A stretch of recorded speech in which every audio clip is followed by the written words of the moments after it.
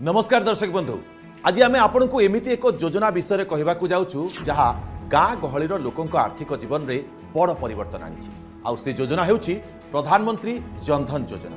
ये योजना आप जानते यह हूँ केंद्र सरकार एक योजना। ये योजनार मूल उद्देश्य हूँ जे प्रत्येक ग्रामवासी को बैंक सेवा सहित जोड़िबा बा जड़ित करवा।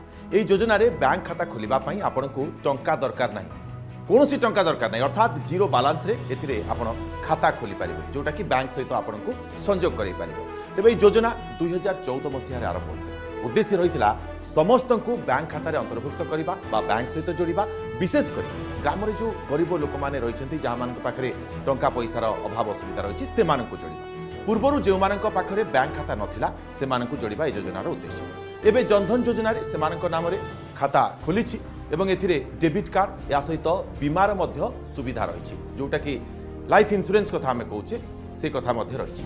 दर्शक बंधु, आपण भितर जो मैंने एजाएं खाता खोली ना यही तथ्य आपणकर जाना अत्यंत दरकार, कारण आपण मैंने जो मैंने खाता खोली ना बर्तमान खाता खोलतु आ योजनार लाभ उठातु। तेज जनधन खाता मध्यम कौन सबू सुविधा मिलूँ देखी ना थे।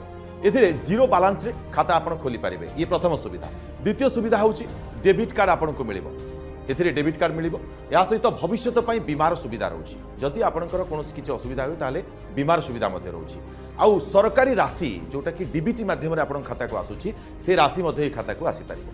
तेबे दर्शक बंधु, या सहित असुविधा समय आर्थिक सहयोग आपन पाई पारिबे, ये मध्य सुविधा रहउछि। आ गोटे बड़ सुविधा होछि ओवरड्राफ्ट रो सुविधा रहउछि। ओवरड्राफ्ट जोटा 10,000 टंका पर्यंत ये सुविधा मध्य रहउछि ए योजना माध्यम रे। तेबे जनधन योजना निश्चित भाव में आपन को फलप्रद हेबो।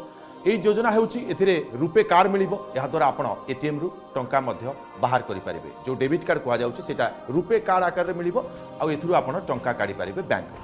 ଦର୍ଶକ ବନ୍ଧୁ, ଏବେ ପ୍ରଶ୍ନ ହେଉଛି ଏହି ଖାତା ଖୋଲିବାକୁ ଆପଣ କ'ଣ କରିବେ? ପ୍ରଥମେ ଆପଣଙ୍କ ନିକଟସ୍ଥ ବ୍ୟାଙ୍କକୁ ଆପଣଙ୍କୁ ଯିବାକୁ ପଡ଼ିବ। ଆଉ ଜନଧନ ଖାତା ପାଇଁ ଏକ ଫର୍ମ ରହିଛି, से फर्म आणिकी फर्मटाକୁ भरिबे। या सहित आधार कार्ड जोड़िबे आ आपणकर गोटे पासपोर्ट साइजर फोटो मध्य रहिबा दरकार ए योजना रे शामिल हवा पई। आपनको एबे अनेक स्थान रे खाता खोला जाउछि, आ डेरी न करी ए योजनार आपण माने लाभ उठांतु। दर्शक बंधु, एही खाता रे मिलुथिबा बीमा और सुविधा आपणक पई विपद समय रे निश्चित भाव रे काम रे आसीबो। मन रखंतु, ए खाता माध्यम रे आपणकर जीवन बीमा, दुर्घटना बीमा एवं अनुदान राशि सरकार आपणकु सीधा सड़क देई पारिबे डीबीटी माध्यम रे। जनधन योजना रे वर्तमान पर्यंत कोटी कोटी खाता खोला जाइछि। जदि आपणक पाखरे एपर्यंत बैंक खाता नाही तेबे निकटस्थ बैंक को जांतु, आधार कार्ड एवं गोटे फोटो नेकी जांतु, बस खाता खोला आ आपण ए योजनार फायदा पाई पारिबे। दर्शक बंधु, एभली सुजोग को हाथ छड़ा करंतु नाही। ए खाता खोलिले आपणक जीवन